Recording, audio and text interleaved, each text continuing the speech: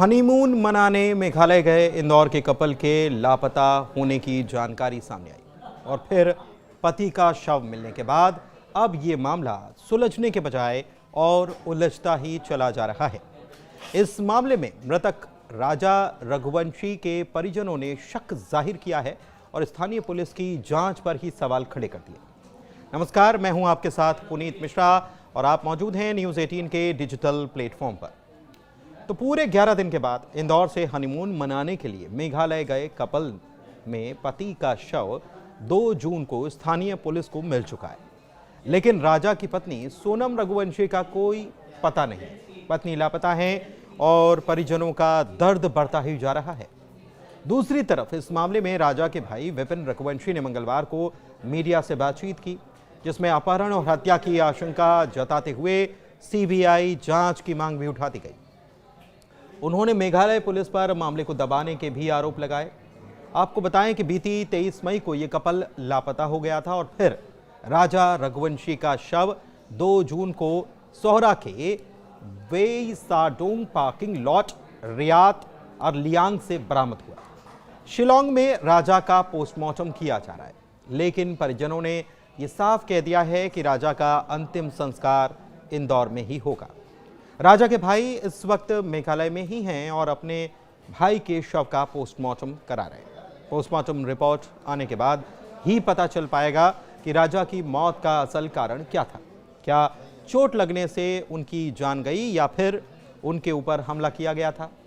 इसके पीछे कुछ कारण भी बताए जा रहे हैं। दरअसल राजा के भाई विपिन ने कहा है कि राजा का पर्स, ब्रेसलेट, गले की चेन, बैग, अंगूठी और पावर बैंक जैसी चीजें बॉडी के पास से नहीं मिली और सोनम का भी कोई पता नहीं।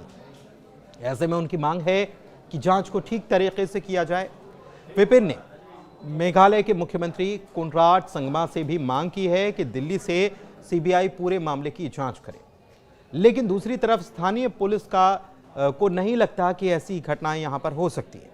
हालांकि विपिन ने सवाल भी उठाए। उनका कहना है कि अगर पुलिस का कहना सही है तो स्कूटी शव से 25 किलोमीटर दूर क्यों मिली? शव खाई में क्यों मिला? वहां पर 5 फीट की दीवार का उन्होंने जिक्र किया है और फिर उन्होंने ये भी बताया कि ऐसे में कोई आत्महत्या नहीं कर सकता।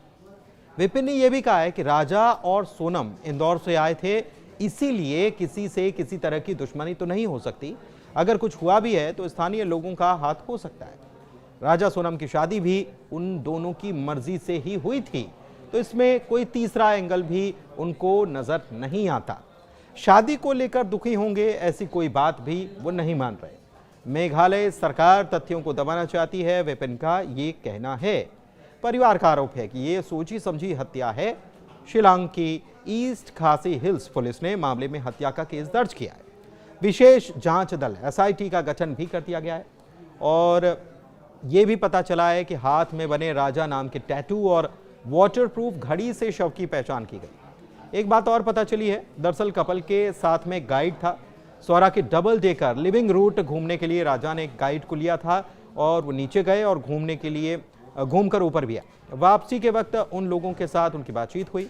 राजा ने ये बताया कि एक जगह कॉफ़ी उन्होंने पी थी, कॉफ़ी अच्छी नहीं लगी, उसे फेंक दिया।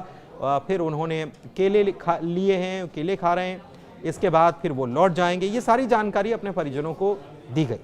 आखिरी बार बातचीत जिस दिन गुम हुए उस दिन 1:43 पर हुई थी। राजा की मौत की खबर के बाद इंदौर में उनके परिवार में मातम का माहौल है।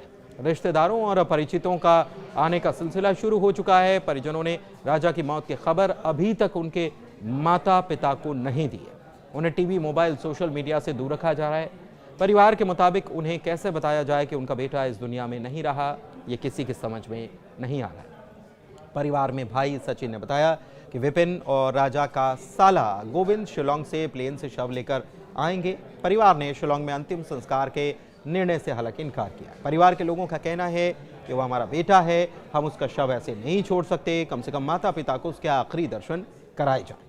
इस मामले को लेकर एक बात और पता चली है। जानकारी के मुताबिक एक रेस्टोरेंट में राजा का विवाद हुआ था। गाइड भी उन्हें नीचे छोड़कर अकेला आ गया था। किराए पर गाड़ी देने वाले ने भी जानकारी नहीं दी।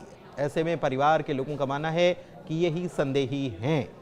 इसके अलावा सोनम उनकी पत्नी जो हैं और उनकी माँ, राजा की माँ जो हैं, उनकी बातचीत का एक ऑडियो भी सामने आया जिसमें अपनी बहू से वो बातचीत और उपवास को लेकर पूछ रही हैं कि क्या तुमने उपवास रखा था। बातचीत हुई दोनों के बीच में। उन्होंने बताया कि हाँ, मैंने उपवास रखा है, एकादशी का उपवास है, मैंने रखा है और कुछ खा लेना, थके हुए लग रहे हो, इस प्रकार की बातें हुई।